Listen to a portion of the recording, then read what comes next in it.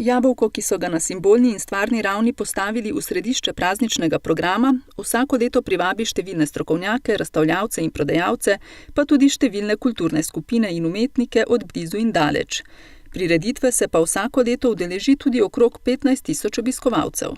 In v letošnjem letu, ker je pač to eno tako jubilejno leto, smo se odločili in začeli s pripravami na praznik že kar januarja, da nas zadeve potem ne bi prehitele in tako za samo promocijo oziroma samim obveščanjem v tem dogodku na vsakih takih zadevah, prireditvah naših, ki jih imamo, to že počnemo. Ker želijo jubilejni prireditvi dodati praznični pridih, so že pričeli s pridobivanjem sponzorjev. Izdelali smo recimo že kot eno tako promocijsko darilo mini čokoladice v sodelovanju z čokoladnico Olimje ob prazniku kozjanskega jabolka. Izdelujemo e-publikacijo, kjer bodo predstavljeni vsi ti naši ponudniki oziroma dobitniki blagovne znamke Sožitje, ki jih je zdaj jih je 18, pa še 3 nove bomo pridobili. Leto začnejo že z 20. septembrom in sicer z najmlajšimi. S tem, da bomo jih povabili na naš travniški sadovnjak, na Čečkovo domačijo, kjer si bodo nabrali jabolka, ki jih bo takrat, upajmo, že kar nekaj, in iz teh jabolk jim bomo mi v Kozjanskem parku sprešali sok in ta sok bodo potem odnesli v šole in ga bodo pač pili učenci.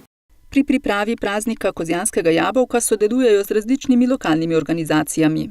Potem ob prazniku kozjanskega jabolka bomo letos tudi po dolgih letih prižgali kopo, prav tako v sodelovanju z lokalnim društvom.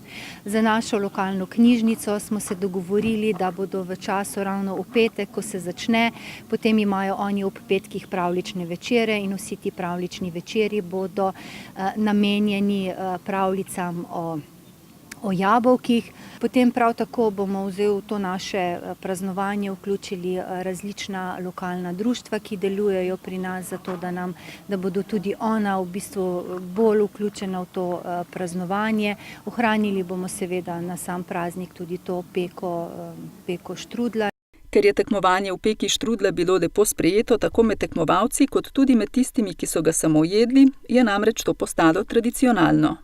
Upamo pa, da nam bo že tudi prej uspelo narediti oziroma se s temi lokalnimi gostinci dogovoriti, da bi oni tudi v času tega praznika v svojih gostiščih oziroma teh prav posebej ponujali ta jabolčni štrudel v času tega dogodka.